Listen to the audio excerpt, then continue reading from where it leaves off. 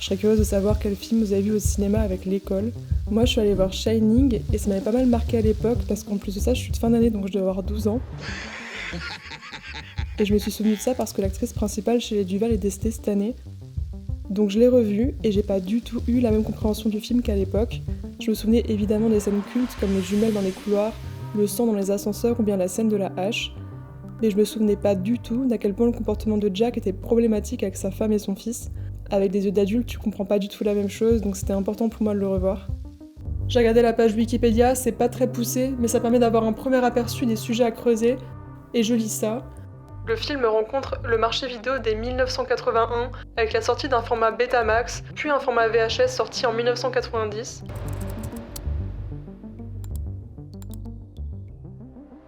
Ok, j'apprends à chaque fois des choses, mais pour ma défense, j'étais pas née en 1980.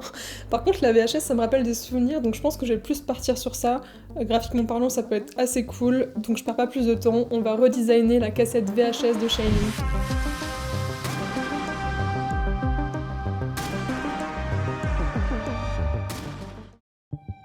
Comme vous le savez maintenant, c'est obligatoire de passer par la phase de recherche avant de se lancer, donc je vais remettre un peu de contexte. Shining est un film de Stanley Kubrick qui s'inspire du roman du même nom de Stephen King. En quête d'inspiration, l'écrivain Jack Torrance, en compagnie de sa femme Wendy et de son fils Danny, accepte un poste de gardien d'hôtel pour se couper du monde. Isolé dans les montagnes enneigées du Colorado, l'Overlook Hotel est habité par des forces malveillantes, ainsi que par le souvenir d'un fait divers macabre.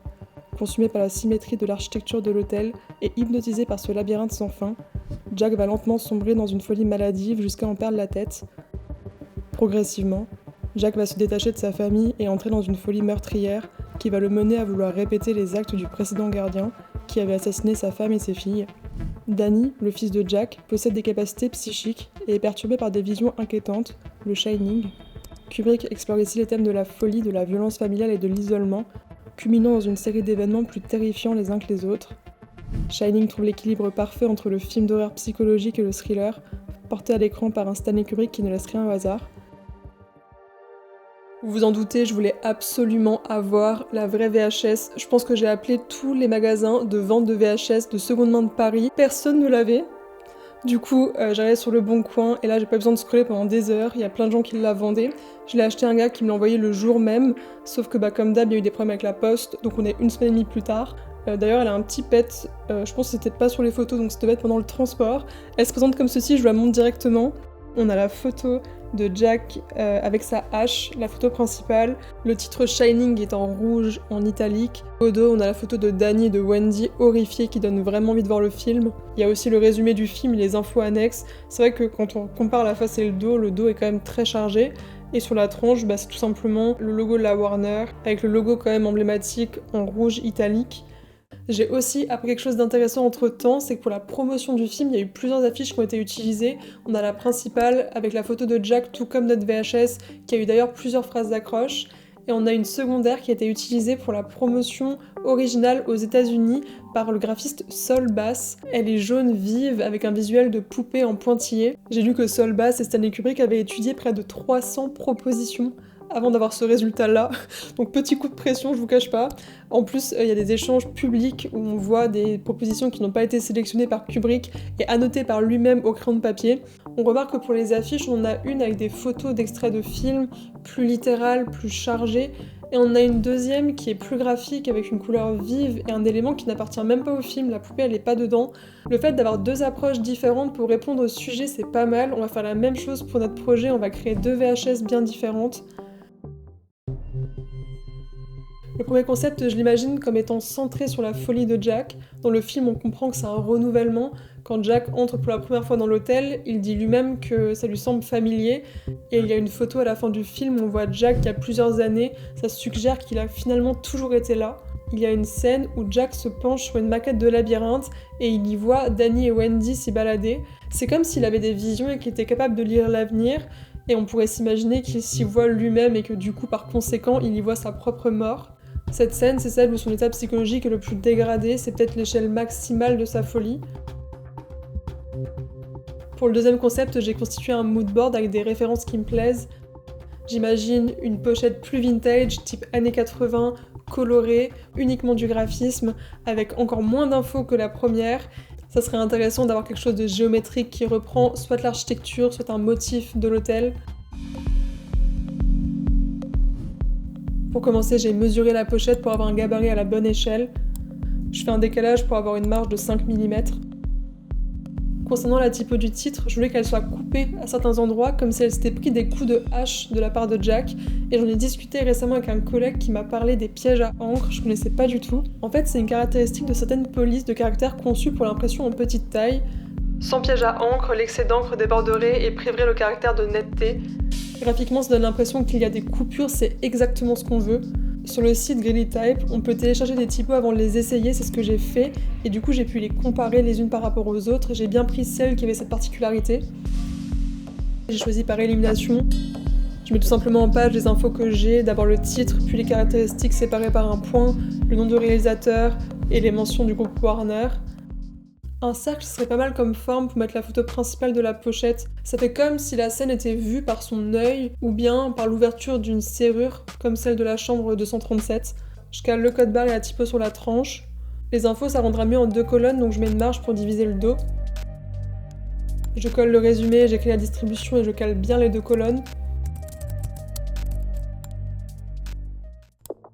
Pour montrer la folie de Jack, les cartons titres peuvent être un bon indicateur parce qu'ils représentent le resserrement du temps. On remarque qu'en peu de temps, on a une escalade de la violence. J'écris les titres et je mets des rectangles noirs pour le moment en vue d'y insérer des photos.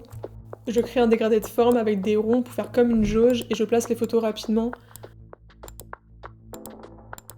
Elles sont pas retouchées pour le moment, mais ça me permet de me projeter et de me rendre compte surtout que les rectangles c'est un peu dur par rapport au reste qui est très circulaire. J'avais essayé dans les ronds mais ça prend trop de place. Donc la solution, ça serait peut-être de mélanger le rectangle et le rond.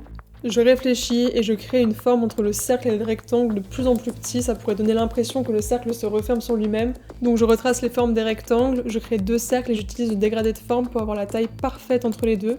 J'utilise le Pathfinder pour obtenir mes formes et je fais des masques d'écrêtage. Ça fait un peu vide, donc je place un grand cercle sur la face et je crée la contreforme sur le dos. C'est comme si ça faisait une sorte de vague.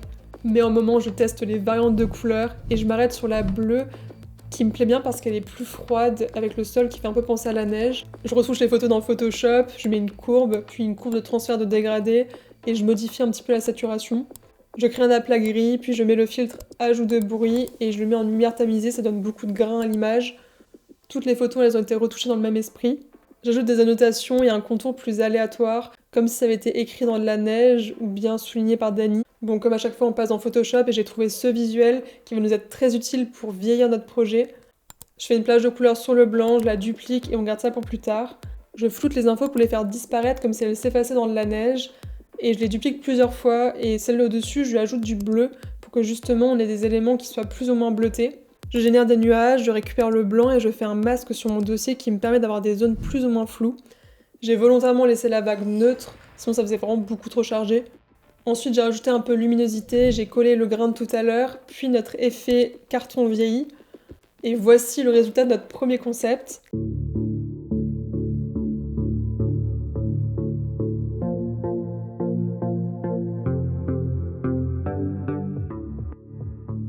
La deuxième pochette va être beaucoup plus rapide parce qu'on n'a pas de photos à retoucher. Ici, l'enjeu, c'est de créer un élément graphique intéressant et la typo dépendra de cet élément.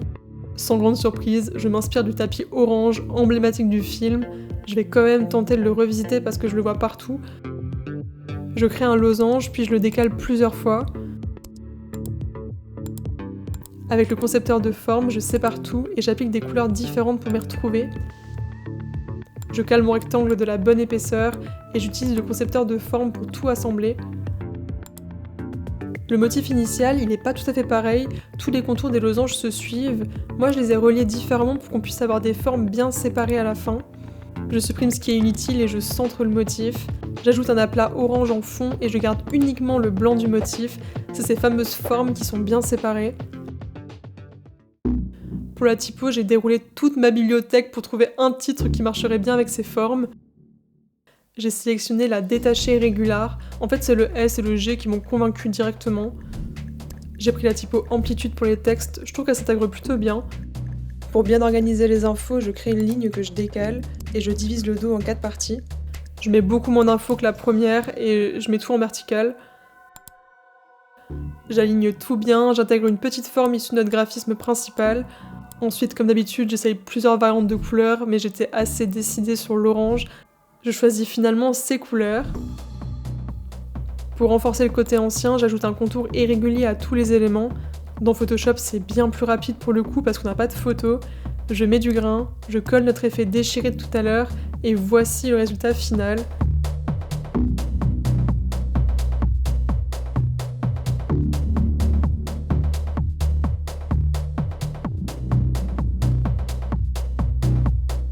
Finalement, c'est le premier concept qui m'a pris le plus de temps, que j'ai retourné un peu dans tous les sens. J'ai eu du mal à trouver un truc qui me plaisait, là où le deuxième, c'était beaucoup plus facile. C'est pour ça que ça prend beaucoup moins de temps le deuxième concept dans la vidéo.